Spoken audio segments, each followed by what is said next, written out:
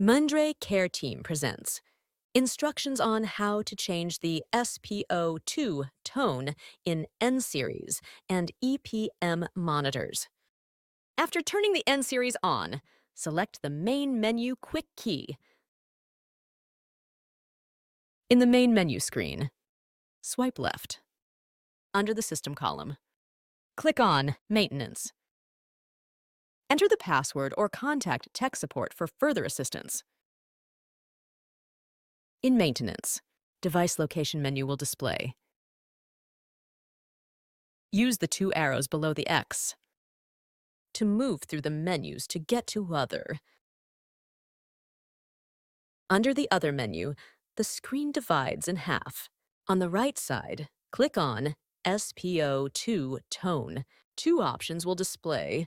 Mode 1 and Mode 2. Select either one according to the facility's preference.